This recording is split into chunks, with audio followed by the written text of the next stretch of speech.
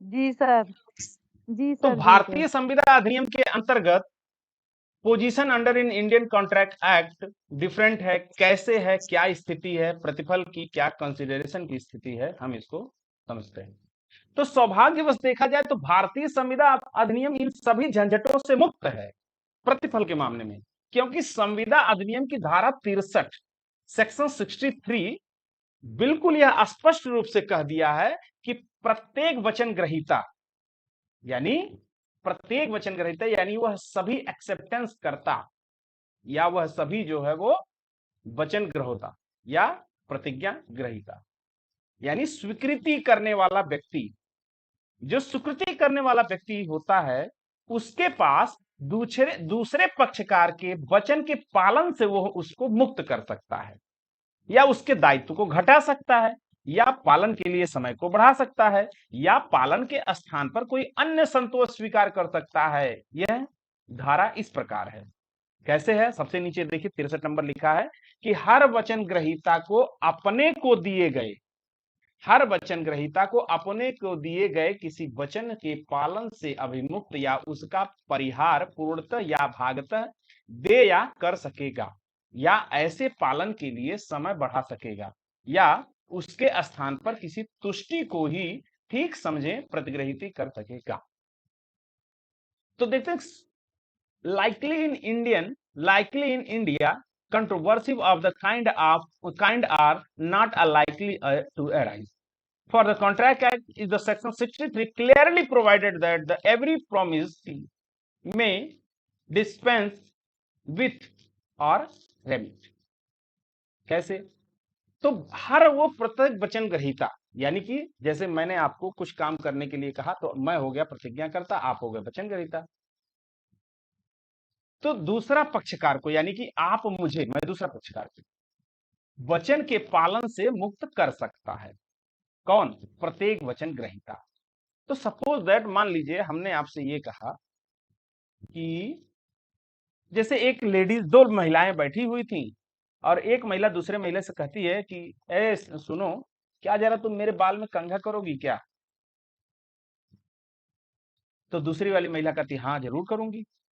लेकिन जो वैसे जैसे ही वो करने के लिए आती है, कौन? वचन ग्रहीता। तो मैंने कहा था, मैं एक लेडीज हूं, मैंने कहा था कि क्या तुम मेरे बाल में कंघी करोगी? आपने कहा हाँ क्यों नहीं करूंगी। और आप जैसे ही, आप कौन हो गए? वचन ग्रहीता। तो प्रत्येक वचन कहते दूसरे पक्षकार को पालन करने से मुक्त कर सकता है। प्रत्येक वचन ग्रहीता दूसरे पक्षकार को पालन मुक्त करने से कर सकता है। बात को थोड़ा सा पलट देते हैं। आप हैं एक महिला, मैं यहां पे बैठा हूं, आप कह रही हैं कि क्या आप मेरे बाल में कंघा करेंगे? मैं कहता हूं हाँ। या ये भी हो सकता है कि मैं आपसे कहूं कि मैं आपके बाल में कंघा करना चाहता हूं। आप कहेंगे हाँ क्यों नहीं कर सकते हैं? कर सकते हैं। तो अगर हम बाल में आपके कंघा करने जाएं, आप तुरंत ये मना कर दें कि अरे अरे रहने दीजिए, मत कीजिए, तो आपके पास यह अधिकार होता है कि आप मुझे जो है वो मना कर सकें। अभी दूसरे उदाहरण से हम समझेंगे तो हम लोग और अच्छे से इसको समझेंगे। तो हर वचन ग्रहीता अपने को दिए गए वचन किसी वचन के पालन से अभिमुक्त या उसका परिहार पूर्णतः या भागतः कर सकता है। ऐसे पालन के लिए समय बढ़ा सकेगा या उसके स्थान पर किसी तुष्टि को जिसे वह ठीक समझे प्रतिगृहित कर सकेगा। कैसे? तो हम ऐसे इसको नहीं समझेंगे, एक दृष्टांत के मुताबिक अगर हम समझेंगे तो हमें ज्यादा समझ में आएगा। का लिखा है का, तो का एक क्या है? का सेक्शन है। का को इसमें मत जोड़िएगा, का ब्रैकेट में है। तो का खा गा घा अंगा चा अंगा, तो काखा गाघा अंगा करके ABCD करके जो है वो दृष्टांत दिए गए हैं। तो पहला दृष्टांत कहता है कि ए प्रोमिसेस टू, कहता है कि A promises to paint A picture for B. A promise करता है to paint A picture for बी। टू पेंट करने के लिए ए पिक्चर फॉर बी के लिए एक पिक्चर पेंट करने के लिए। तो हिंदी वाले समझे कि खा के लिए का रंग चित्र बनाने का वचन देता है। कौन? खा के लिए का। तो का कौन है? का वचन देता है कि मैं खा तुम्हारे लिए मैं एक चित्र बनाऊंगा। A promises to paint A picture for B. B afterward forward B afterward forbids him to do so. A is no longer bound to perform the promises. खा के लिए का रंग चित्र बनाने का वचन देता है। खा के लिए, किसके लिए? खा के लिए, यानी आपके लिए। आपके लिए मैं आपसे कहता हूं, मैं आपको एक वचन देता हूं कि मैं आपके लिए एक चित्र बनाऊंगा। तब तक खा उससे वैसा करने का निषेध कर देता है। यानी आप कहते हैं कि अरे नहीं नहीं ठीक है रहने दो। तो मैंने जो आपको वचन दिया था, ध्यान दीजिएगा, मैंने जब आपको वचन दिया था कि मैं आपके लिए रंग चित्र बनाऊंगा, क्योंकि आपने कहा था ठीक है बनाइएगा, हमारे आपके बीच में कॉन्ट्रैक्ट हो चुका था। तो उसके पश्चात क्या होता, आप कहते हैं अरे नहीं नहीं रहने दो, रंग चित्र मत बनाओ। यानी आप कौन है? खा है और मैं का हूं। तो आपके पास यह पालन बिल्कुल सुरक्षित रहता है कि आप हमें जो है हमारे वचन से मुक्त कर सकते हैं, आबद्ध नहीं है।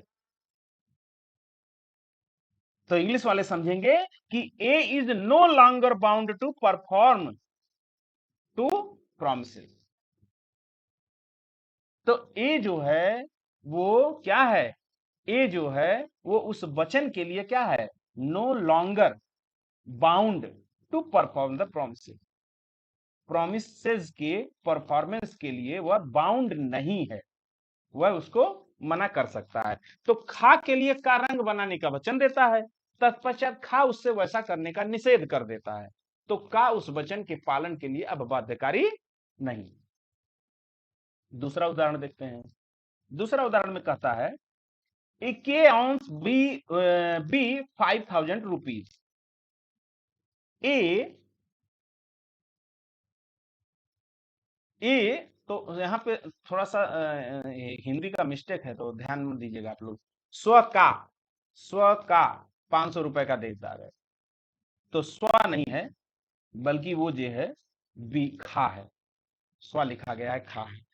खा का 5 रुपए का लेनदार है, सॉरी देनदार है।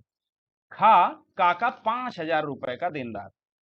तो ए ऑन्स बी 5,000 रुपीज। ठीक। A pay to B and B accept is satisfaction for the whole debt 2,000 rupees। तो खा का 5,000 रुपए का देनदार है। खा का 5,000 रुपए का, यानी 5,000 का को 5,000 रुपया खा को देना है।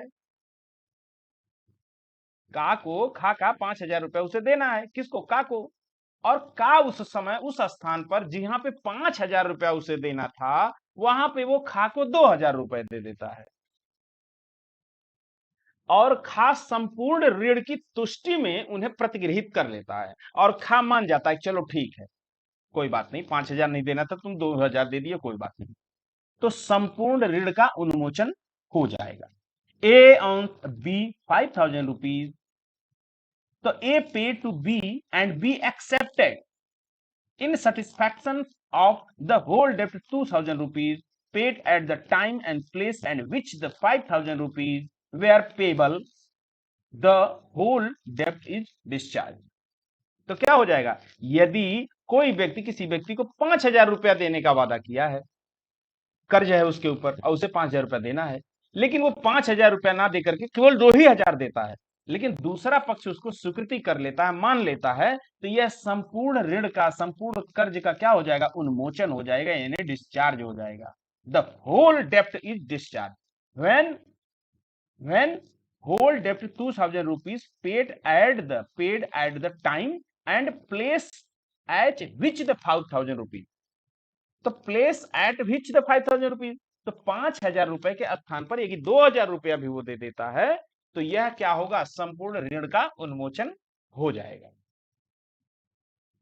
हमने आपको पढ़ाया था, आपके ऊपर 5,000 रुपए की लाइबिलिटी थी, आपको मुझे 5,000 रुपया देना था क्योंकि मैंने आपको ऑनलाइन क्लास में पढ़ाया था। तो आपने कहा सर ऐसा है कि 5,000 तो नहीं दे पाएंगे, ये लो 3,000 रुपया रख लो और इसी में चलो हो जाए। और हम 3,000 रुपया लेकर के अगर हम आपकी बात को हम मान गए कि ठीक है कोई बात नहीं, तो ये संपूर्ण ऋण का उन्मोचन हो जाएगा, संपूर्ण कर्ज जो हो वहीं पे जो हो वो खत्म हो जाएगा न्यायालय के अंतर्गत। ये सही दृष्टांत है, ठीक है, या इलस्ट्रेशन जिसको बोलते हैं, फॉलोइंग इलस्ट्रेशन। तो सी कहता है यानी गा कहता है कि ए ऑन्स अ B 5,000 rupees, C can to B 1,000 rupees, and B accept them in satisfaction of his claim on A. This payment is discharge of the whole claim. कहता है कि खा का 5,000 रुपए का देनदार है, खा का 5,000 रुपए का देनदार है, A on B 5,000 rupees, ए का बी को 5,000 रुपए देना है, ठीक, ए को बी को 5,000 रुपए देना है, या ये कह लीजिए कि खा को 5,000 रुपए देना है। खा का कर्ज है 5,000 रुपया का के ऊपर, तो का को देना है, देनदार है का 1,000 रुपए देता है, लेकिन वो किसको देता है, खा 1,000, का को 5,000 रुपया पाना है खा से, का को 5,000 रुपया पाना है खा से, खा के ऊपर कर्ज है। खा क्या करता है कि वो 1,000 रुपया दे देता है गा को, यानी तीसरे व्यक्ति को, और खा उन्हें का पर अपने दावे की तुष्टि में प्रतिगृहित कर लेता है। यह संदाय संपूर्ण दावे का उन्मोचन हो जाएगा। Hold the contract as the with fully satisfaction, the payment discharge for the whole claim, this payment is discharge of the whole claim. कैसे, और थोड़ा लोकल भाषा में समझते हैं कि आपको मुझे 5,000 रुपया देना है, आपको मुझे 5,000 रुपया देना है, कर्ज है आपके ऊपर क्योंकि मैंने आपको पढ़ाया है, तो आपको मुझे 5,000 रुपए देना है, और आप क्या करते हैं कि मेरे किसी दूसरे परिचय को या किसी और को जो है आप 1,000 रुपया दे देते हैं, और मैं ये कहता हूं कि ए भाई सुनो, ऐसा है जिक्र सलीम जी, जो आपको मुझे 5,000 रुपया देना है ना, एक काम करो तुम आशीष को 1,000 रुपया दे दो, चलो हो जाएगा उसी में। तो यह भी एक संदाय संपूर्ण दावे का उन्मोचन माना जाएगा। This payment is discharge for the whole claim. कि आपको मुझे 5,000 रुपए देने थे, मैंने कहा यार मुझे मत दीजिए, एक काम करो अर्चना को 1,000 रुपया दे दो, तो यह जो है अगर मैंने स्वीकृति कर ली, मान लिया, तो यहां पूरे संदाय का संपूर्ण दावे का उन्मोचन हो जाएगा।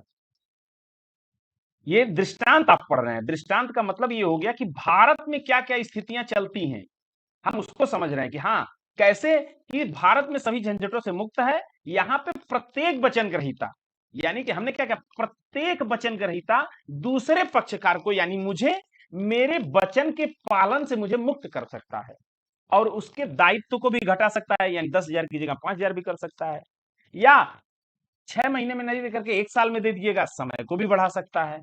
पालन के स्थान पर कोई अन्य व्यक्ति संतोष भी स्वीकार करता है, चलो ठीक है यार नहीं दोगे कोई बात नहीं। तो ये सारी प्रक्रियाएं किसमें आती हैं, सेक्शन 63 में इसको परिभाषित किया गया है कि clearly provided that every promises may dispense with the arraignment, क्या नाम है, हिंदी वाले समझें कि हर वचन अपने को दिए गए वचन, किसी वचन के पालन से अभिमुक्ति या उसका परिहार पूर्ण रूप से या कुछ भाग कर सकेगा। तो ऊपर क्या लिखा है, कुछ भाग का मतलब उसके दायित्व को घटा भी सकता है, बढ़ा भी सकता है। तो यहां लिखा है पूर्णतः या भागतः, दे या सकेगा, ऐसे पालन के लिए बढ़ा भी सकता है, ऊपर भी देखिए बढ़ा सकता है। तो ऊपर की जो लाइन है वो 63 का ही लाइन है, बस थोड़ा सा इसको अच्छे हिंदी में लिखा गया ताकि आसानी से समझ में आए। और नीचे जो लिखा है ये कानून की किताब यानी बेयर एक्ट की भाषा लिखी हुई है कि और many extend the time for such performance, बढ़ा भी सकता है, और may accepted instead of any satisfaction which his think fit, जो भी फिट बैठती है। The section has the following illustration. तो क्या देता है, इंग्लिश में हम यहाँ नहीं लिखे हैं लेकिन हमने इंग्लिश में बताया, का खा गा, 3 देख लिया आपने, चौथा देखते हैं घा।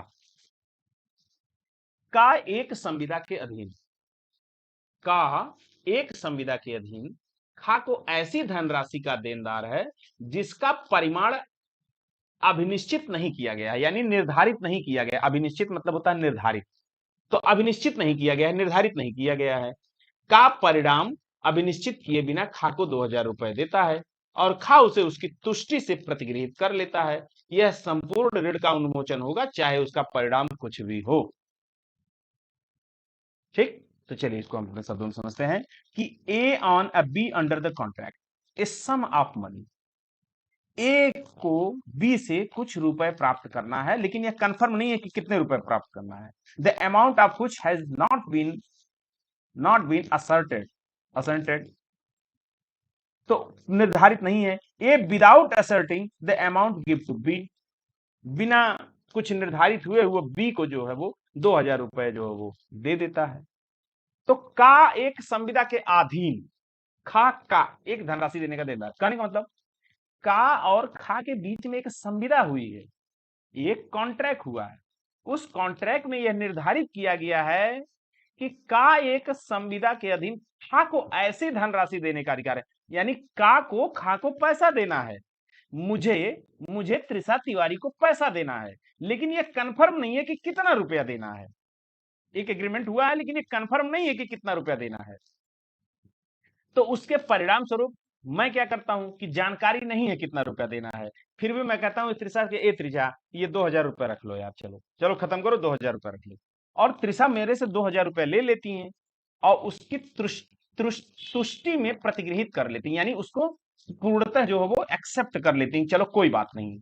तो यह संपूर्ण जितना कर्ज रहा होगा, भले ही वह निर्धारित ना हो कितना रुपया है, भले ही उसके बाद कुछ भी हो जाए, यह संपूर्ण कर्ज का उन्मोचन होगा, चाहे उसका परिणाम कुछ भी हो।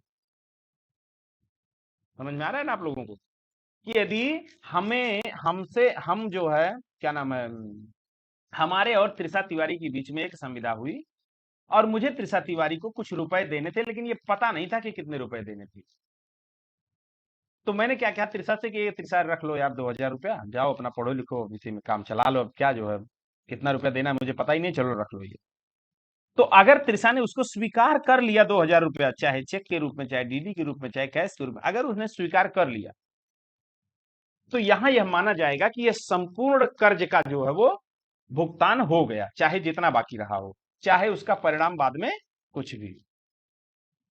अंगा अंगा अंगा कहता है कि ए ऑन बी 2000 रुपीज, खा का 2000, का के 2000 रुपए का देनदार, ठीक, एंड इज आल्सो इन डेप्ट टू अदर क्रेडिटर, और अन्य लेनदारों का भी ऋणी है। का के 2000 रुपए का देने, खा को का 2000 रुपया देना है। छोड़िए, मुझे त्रिषा तिवारी को 2000 रुपए देना है, मैंने त्रिषा तिवारी से 2000 रुपए कर्ज लिया है, ठीक, लेकिन मैंने त्रिषा से ही नहीं 2000 रुपया लिया है, त्रिषा के समेत अपने लेनदारों से उनका की मांगों का प्रशमन के लिए उन्हें 8 आना देने का ठहराव करता है। मैंने और भी लेनदार है, मैंने और लोगों से पैसा भी लिया हुआ है, केवल त्रिषा से ही नहीं लिया है, मैंने आशीष से भी लिया, रमेश से लिया, श्याम से लिया, घनश्याम से लिया, सबसे लिया हुआ मैंने रुपया, कई लोगों से लिया हुआ है। और त्रिषा कहती हैं पैसे की मांग करती हैं, किसके साथ, जिसके साथ मैंने पैसा लिया है, जिसका सबके साथ जुट करके अब मुझसे पैसे की मांग करती हैं। और वो ये कहती हैं कि देखो जो तुमको हमें रुपया देना है, और जो ये साथी मेरे भाई आए हैं जिससे कर्ज लिया है, इन लोगों को जो देना है, तुम रुपए का 8 आना देने का ठहराव करता है। वो कहती है कि तुम रुपए का 8 आना दे दो, तब भी हम लोग मान जाएंगे, हमारा डूबता हुआ रुपया है, अरे भैया रुपए का तुम 8 आना यानी कि 50%, 8 आना तो ये भाई मैं सही बता रहा हूँ ना, रुपए का 8 आना 50 पैसा ही होता है ना, कोई लोग बोल दो यार। सर जी नहीं सर, लगेगा कि मतलब आप लोग सो नहीं रहे हैं, जगह हैं, जैसे त्रिषा तिवारी बोल दीजिए। जी जी सर, मैं बिल्कुल, तो रुपए का 8 आना यानी समझ भी 50%। रही हूँ। हाँ ठीक है, तो रुपए का 8 आना या 50% कि हमने त्रिशा तिवारी से 2000 रुपया लिया है, राम घनश्याम श्याम सबसे 2000 रुपया लिया है। त्रिशा क्या करती है, सबको इकट्ठा करती हैं कि राहुल सर ने जो है ना सबसे रुपया लिया है, चलो सब लोग एक साथ हम लोग मांग करते हैं। वो आती है हमारे दरवाजे पे और घेर लेती है, कहती सुनो देखो ऐसा है राहुल सर, तुम रुपए का अठन्नी न दे दो तब भी हम मान जाएंगे। और कहती हैं कि रुपए का अठन्नी यानी आधा भाग भी अगर तुम हम सबको आधा आधा दे दो, जिससे जितना लिए हो सबका आधा आधा दे दो। आशीष से लिए हो 1000 तो उसको 8 आना यानी 50-500 रुपया दे दो। उनसे लिए हो 1500 तो 750 दे दो। मेरे से लिए हो 2000 मुझे 1000 दे दो। सबको आधा आधा ही दे दो लेकिन तुम दे दो। और मैं इस शर्त को मान लेता हूं क्योंकि आपने प्रस्ताव दिया, मैंने मान लिया। तो खा को 1000 रुपए का संदाय व मांग का उन्मोचन नहीं है। यानी त्रिशा तिवारी से जो मैंने 2000 रुपया लिया था, अब 50-50 बात हो गई, संविदा हो गई कि 1000 देना है। तो बाकी 1000 रुपए के लिए वह मुझसे मांग नहीं कर सकती। यह एक प्रकार का कॉन्ट्रैक्ट हो गया है और इसमें प्रतिफल भी आ गया है, तो वो मुझसे जो है वो मांग नहीं कर सकती हैं। ये स्थिति थी भारतीय संविदा अधिनियम के अंतर्गत की स्थिति। तो अब एक चीज देखते हैं, एक नई इसमें बात निकल करके आ जाती है कि यार देखो ये भारतीय की स्थिति तो है, लेकिन किसी तृतीय व्यक्ति के साथ विद्यमान संविदा, pre existing contract with the third party, कोई तीसरा व्यक्ति, अभी तो हमारे आपके बीच में हो रही थी, मैं त्रिशा तिवारी हो गया, अभी कोई तीसरा व्यक्ति अगर आ जाता है, जब किसी व्यक्ति ने कोई कार्य करने की संविदा की हो, जब कोई व्यक्ति किसी कार्य को करने के लिए कोई कॉन्ट्रैक्ट साइन किया हो और कोई तीसरा व्यक्ति उस कार्य को करने के लिए कुछ रुपया देने का वचन दे। मेरे आपके बीच में एक संविदा हुई है कि मैं आपको पढ़ाऊंगा तो आप मुझे 300 रुपया महीना देंगे, ठीक। तो कोई तीसरा व्यक्ति एक आ जाता है, वो कहता है कि तुम बच्चों को पढ़ाओ, वो 300 रुपया उनसे नहीं लेना है, वो 300 रुपया मैं दे दूंगा। तो क्या ऐसे वचन के लिए कोई प्रतिफल है? आप लोग बताइए, जल्दी जल्दी बोलिए, क्या ऐसे वचन के लिए कोई प्रतिफल है? ये मान लीजिए कि हम आप लोगों को पढ़ा रहे हैं और एक तीसरा व्यक्ति आता कहता बच्चों को पढ़ाओ, पैसा हम दे देंगे। तो क्या ऐसे ऐसे में कहीं प्रतिफल नजर आ रहा है?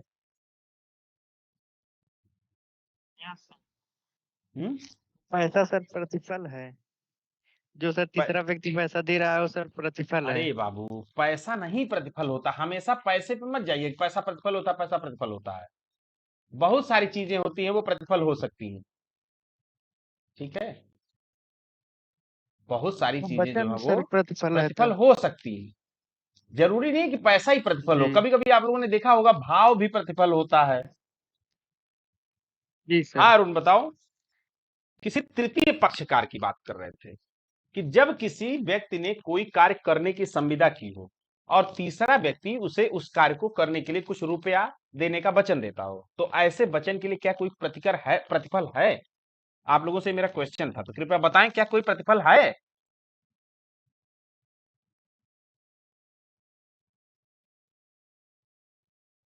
चलिए कोई बात नहीं है। ऐसी परिस्थिति में एक केस आता है, सैडवेल वर्सेस सैडवेल। सैडवेल बनाम सैडवेल का केस आता है। सैडवेल द प्लांटिफ, सैडवेल कौन है? प्लांटिफ है, वादी है। Shadwell the plaintiff was already engaged to be the married to a girl, the name of Ellen Nicholas या अनिल Nicholl. His uncle, the defendant, प्रतिवादी, sent him to the following letter. एक letter भेजते हैं, I am glad to hear of our in-dead marriage with Alan Nichols, and I promised to assist you at starting. I am happy to tell you that I will pay you $150 प्रति वर्ष during my life, अपने जीवन के दौरान, and until your annual income, और अंत तक जब तक कि annual income derived from your profession as the chancery barrister, shall amount 600। तो कहते हैं कि इस केस में क्या हुआ, इस केस तो मैं बताना भूल ही गया, पढ़ने में लग गया। तो क्या हुआ कि जब एक वादी ने एक एन नामक एक लड़की से शादी की। एन नाम था उसका, ठीक है। Plaintiff was already engage with married to a girl the name of Ellen Nicholl. तो उसका नाम था क्या? एन। एन नामक एक लड़की से शादी करने का करार किया। वादी, वादी कौन है? अरे वादी मैं हूं यार, चलो मुझे मान लिया। प्लेंटिफ मैं हूं। मैंने एक लड़की से शादी करने के लिए एक संविदा किया। मैंने एक लड़की से शादी करने के लिए एक संविदा किया। वादी ने एन नामक एक लड़की से शादी करने का करार किया। उसके चाचा, जो कि इस वाद में प्रतिवादी थे, मेरे चाचा जो कि इस मामले में क्या थे? प्रतिवादी थे, ठीक है, या आप कह सकते हैं डिफेंडेंट थे। उन्हें जब यह खबर मिली तो उन्होंने एक पत्रवादी को लिखा। मेरी शादी एक एलन नाम की लड़की के साथ संविदा हो गई। मेरे चाचा को जैसे ही ये खबर मिली, उन्होंने उन्होंने क्या किया? मेरे को एक पत्र लिखा। वादी को मेरे को एक पत्र लिखा। एलन निकोल से आपकी शादी सुनकर मुझे खुशी हुई। उन्होंने पत्र में लिखा कि मिस्टर राहुल पाठक, आपकी शादी की बात सुनकर मुझे बहुत खुशी हुई, और जैसा कि मैंने आपकी सहायता करने का वचन दिया था। उन्होंने कहा कि देखो राहुल, जैसा मैंने आपकी शादी में आपकी सहायता करने का वचन दिया था, मुझे आपको बताने में यह प्रसन्नता हो रही है कि मैं अपने जीवन भर का वचन जीवन भर आपको 150 पाउंड प्रतिवर्ष देता रहूंगा। ध्यान दीजिएगा, मेरी एक कॉन्ट्रैक्ट हुआ, एक लड़की के साथ शादी होगी। अब यार अभी तक तो ऐसा हुआ नहीं है, लेकिन चलो यार शब्दों में ही बोल बोल के मजा ले लेते हैं, क्या जाता है। तो मेरी जो है एक लड़की के साथ जो है वो शादी तय हुई, एक कॉन्ट्रैक्ट हुआ। मेरे चाचा को ये खबर पड़ी कि लड़के ने तो शादी तय कर ली है। तो उन्होंने मुझे एक पत्र लिखा। उन्होंने कहा देखो यार, तुम्हारी शादी हो रही है राहुल, इस बात को मैं सुनकर बड़ा खुश हूं राहुल पाठक जी, और मैंने जो तुम्हें वचन दिया था कि मैं प्रति वर्ष तुम्हें 1500 पाउंड प्रति वर्ष देता रहूंगा, वो दूंगा। जब तक चांसरी बैरिस्टर होने के नाते, जब तक कि मेरी post chancery barrister barrister chancery barrister होने के नाते आपकी कमाई 600 गिन्नी प्रतिवर्ष ना हो जाए। वो कहते हैं कि ए क्या भांजे होंगे ना? नहीं, भतीजे होंगे ना? हाँ भतीजा होंगे ना मैं। हाँ भतीजे, ए भतीजे सुनो, मैं तुमको 150 रुपया प्रतिवर्ष देता रहूंगा जब तक कि तुम्हारी एंटिल योर एनुअल इनकम, कब तक? एज ए चांसलर बैरिस्टर के तौर पे जब तक तुम 600 रुपया गिन्नी, अब गिन्नी लिखा हुआ है, पुराने शब्दों की भाषा है, वो लिखा है जब तक तुम, उन्होंने कहा देखो मैं तुम्हें 150 रुपया प्रतिवर्ष देता रहूंगा बेटा, जब तक कि तुम 600 रुपया गिन्नी प्रतिवर्ष के नहीं हो जाओगे, यानी जब तक तुम 600 रुपया गिन्नी नहीं कमाने लगोगे। वादी ने एन के शादी कर ली, मैंने एन के साथ शादी कर ली, परंतु चाचा ने अपना वचन नहीं निभाया। वो देने के लिए तो कहे थे 150 रुपया, लेकिन वो नहीं दिए। तो मैं चला गया न्यायालय। मैंने कहा कोर्ट चलो, कहे थे देने के लिए और ये नहीं दिए। The question was the consideration from the uncle promises. The majority judgement was delivered the Erle CJ who founded the क्या नाम है, सफिशियंट कंसीडर। कैसे? तो जब उसके चाचा ने, मैंने अपने एक लड़की से देखो ऐसे, जो लोग और नहीं समझ, मेरे गुरुजी कहा करते थे कि क्लास में पाठक ऐसे जीवन में पढ़ाना कि जो सबसे गधा बच्चा हो क्लास का वो भी सीख जाए, और जो चालाक होते वो तो सीख ही जाएंगे। यार मैंने बड़ा खुश हो गया था, मेरी ना एक लड़की के साथ शादी तय हुई, और मेरी शादी तय हुई तो मेरे चाचा को बड़ी खुशी हुई। उन्होंने एक पत्र लिखा, यार पाठक तुम्हारी शादी तय हो रही है, बड़ा खुश हूँ, और जैसा कि मैंने तुम्हें वादा किया था पढ़ाई के दौरान, मैं तुम्हें हर साल 150 रुपया देता रहूंगा जब तक कि तुम्हारी इनकम 600 रुपया नहीं हो जाती है। फिर मेरी शादी उस लड़की से हो जाती है, लेकिन चाचा 150 रुपया जो बोले थे देने के लिए वो नहीं देते हैं। तो फिर मैं न्यायालय चला जाता हूँ, कोर्ट में चला जाता हूँ। तो प्रश्न यह उठता है, एक मिनट रुकिए कि फोन आ रहा है। हाँ अंकल जी। अच्छा,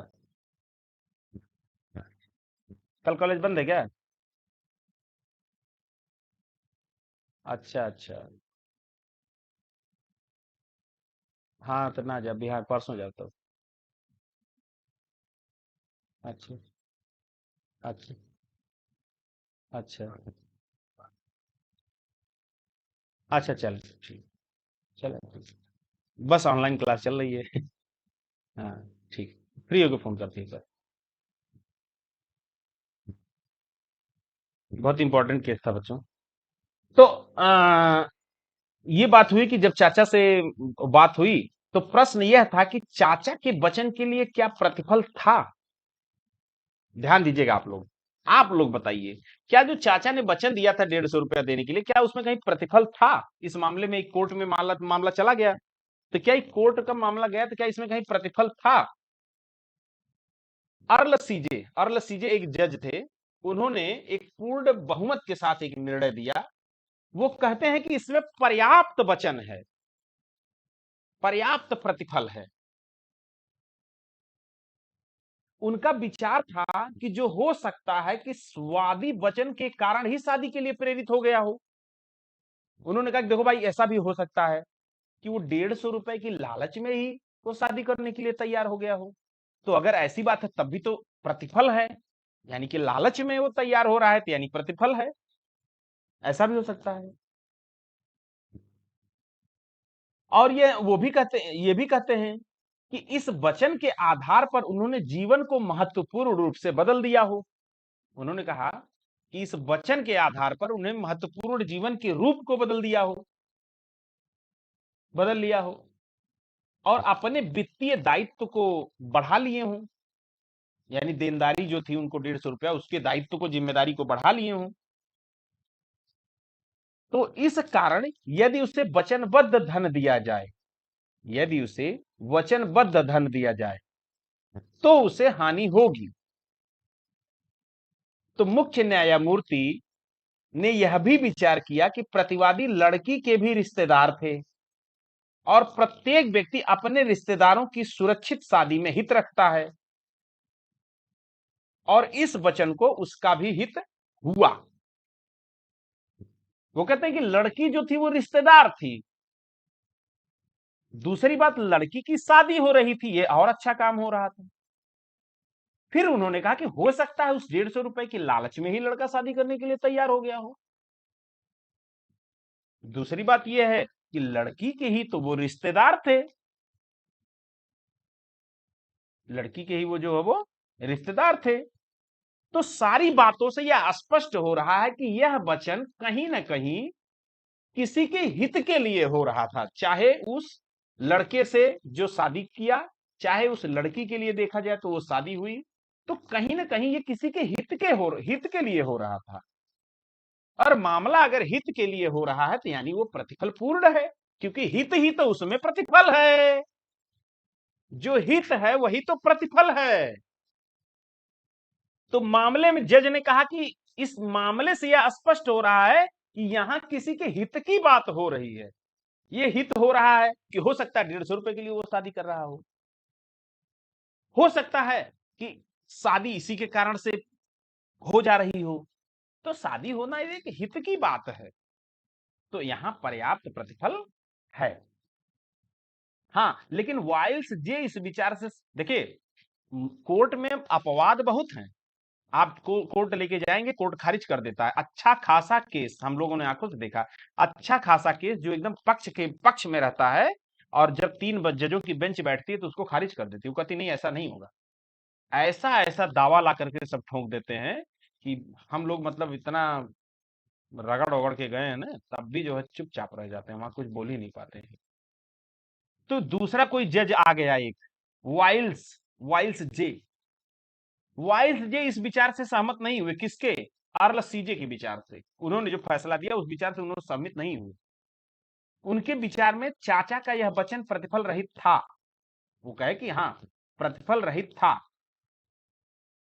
तो चाचा के वचन के आधार पर वादी की शादी करना तो पर्याप्त प्रतिफल होता है।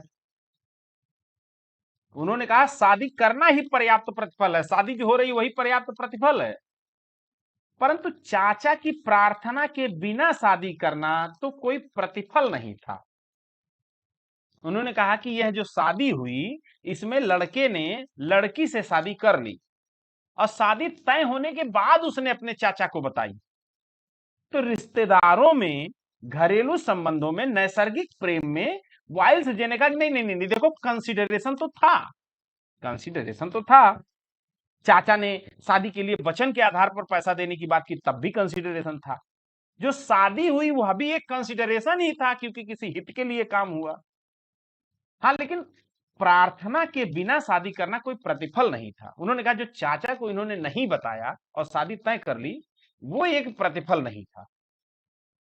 और वादी तो पहले से ही केवल नैतिक रूप से ही बल्कि विधिक रूप से भी बाध्य था, और चाचा को यह बात मालूम थी। इसी प्रकार स्कॉटन स्कॉटसन वर्सेस पेग, एक स्कॉटसन वर्सेस पेग के केस में क्या हुआ कि एक जहाज जिसमें कोयला लदा हुआ था, एक जहाज थी उसमें कोयला लदा हुआ था, उसे प्रेषक ने आदेश दिया, उसके मालिक ने आदेश दिया कि कोयला प्रतिवादी को दे दिया जाए, यानी सामने वाले पक्ष को दे दिया जाए जिसको देना है। और प्रतिवादी ने यह वचन दिया, यानी जिसको प्राप्त करना था उसने यह वचन दिया कि यदि ऐसा कर दिया गया तो वह कोयला उतारने की जिम्मेदारी ले लेगा। उसने कहा भाई देखिए, अगर कोयला जो आपसे हमने लिया है अगर वो आप हमारे दरवाजे तक पहुंचा देते हैं तो मैं जो है वो कोयला ले लूंगा। ठीक, कोयला ले लूंगा। तो प्रतिवादी ने जब उन्होंने ये कहा था कि मैं कोयला ले लूंगा, लेकिन जब गाड़ी उनके यहाँ पहुंची तो उन्होंने कोयला उतरवाने से मना कर दिया। उन्होंने कहा मैं नहीं उतरवाऊंगा। तो जहाज का स्वामी उस समय संविदा भंग का वाद लाया। वो न्यायालय में गया और उसने कहा संविदा मेरी भंग हो रही है। तो उसे दायी ठहराया गया। किसको? क्योंकि चाहे जहाज स्वामी ने प्रेषक के साथ करार किया था कि कोयला प्रतिवादी को दिया जाएगा, यह संविदा प्रेषक के साथ थी, प्रतिवादी के साथ नहीं। तो प्रेषक कौन होता है? भेजने वाला होता है। तो जो भेजने वाला था उसके साथ ये संविदा, न्यायालय ने कहा देखो भेजने वाले के साथ संविदा हुई थी कि समय से अगर भेजते हो तो हम उतरवा लेंगे, या समय के साथ भेजते हो तो वो उतरवा लेंगे। लेकिन जो प्रतिवादी था उसके साथ संविदा नहीं हुई थी। ठीक, तो प्रतिवादी के साथ नहीं हुई। तो वाइल्ड बी ने कहा कि इस सुझाव के लिए हमें कोई वाद नहीं मिलता। वो कहता है इस मामले के लिए कोई वाद मिल ही नहीं रहा है। जबकि जब जब एक व्यक्ति से कोई कार्य करने का यानी जब एक व्यक्ति कोई कार्य करने का वचन दिया जाए तो उसी कार्य को करने के लिए किसी अन्य व्यक्ति से वचन नहीं दिया जा सकता। वो कहते हैं कि अगर हम एक कोयला वाले हैं, आप हैं कोयला भेजने वाले, और माल जाना है प्रज्वल कौशिक के पास, और आप कहें कि पाठक सर कोयला भेजिए वो उतरवा लेंगे। अरे हम उतरवा लेंगे भाई, कोयला भेजिए ना। आप कौन है? प्रेषक, भेजने वाले। हम कौन है? कोयला वाले। और प्रज्वल कौन है? प्रतिवादी हैं जिनके यहां माल उतरेगा। हम वादी हैं। हमने आपके कहने पर कोयला प्रज्वल के यहां भेज दिया, अब प्रज्वल पहुंचने के बाद कोयला उतरवा ही नहीं रहे हैं।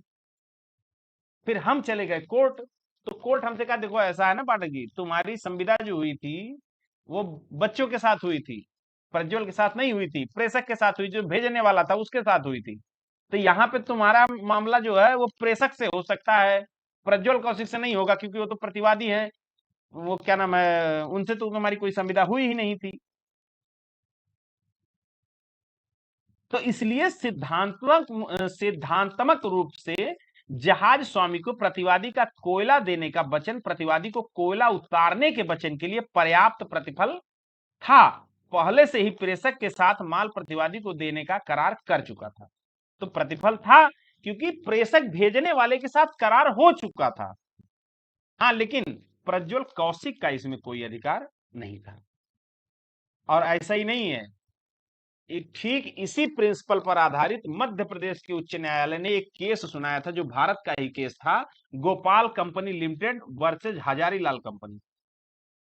Gopal company limited versus Hazarilal वाली कंपनी में स्वीकार किया गया कि वादी ने कुछ सूत खरीदने की संविदा एक मिल से की, परंतु माल खरीदने से इनकार कर दिया क्योंकि सूत के दाम बहुत गिर गए।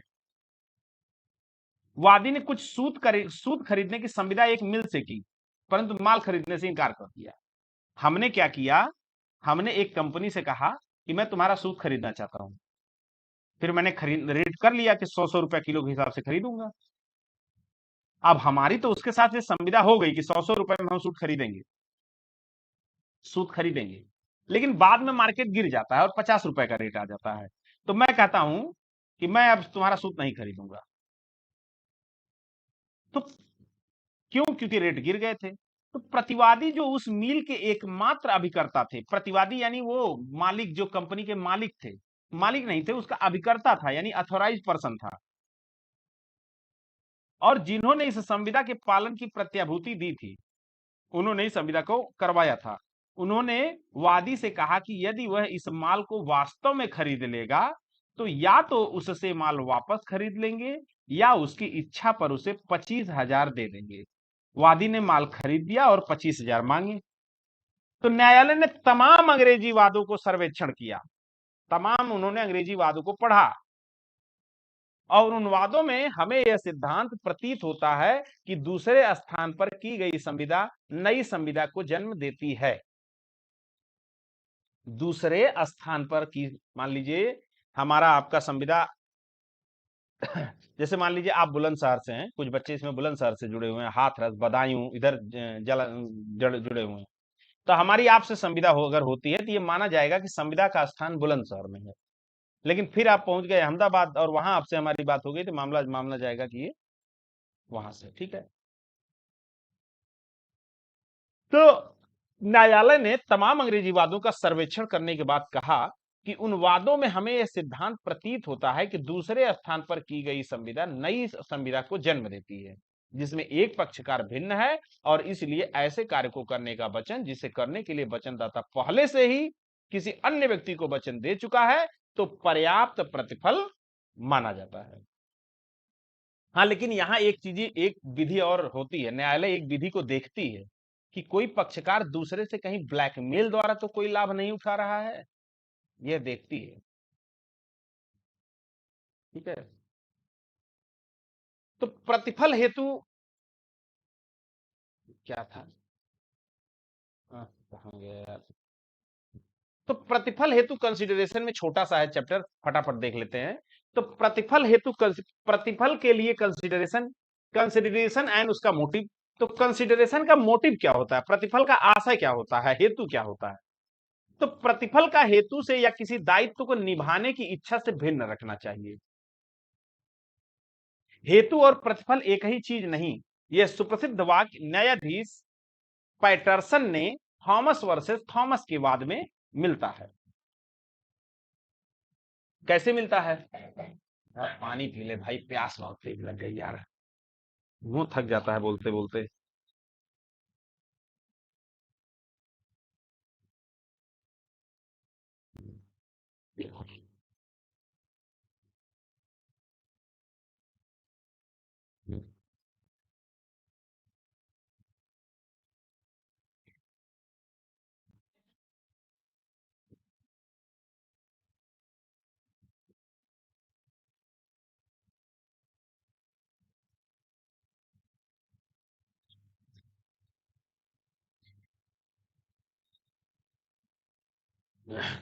तो प्रतिफल के हेतु किसी दायित्व को निभाने की इच्छा से भंग रहना, प्रतिफल एक ऐसी चीज है जो बिल्कुल क्या है, प्रतिफल और उसके जो हेतु हैं, जो मोटिव है, वो दोनों अलग चीजें हैं। एक वाद में मिलता है, एक वसीयतकर्ता ने अपनी वसीयत में घोषित किया कि उसकी इच्छा है कि उसकी संपत्ति में कोई एक भवन अपनी उसकी पत्नी को जीवन भर के लिए मिले। निष्पादक के इस इच्छा को पूरा करने हेतु एक भवन उसकी विधवा को दिया जाना वचन था। शर्त यह थी कि वह 1 पाउंड वार्षिक किराया देती रहे। न्यायालय ने कहा कि इस वचन के कारण वसीयतकर्ता की इच्छा को पूरा करना था।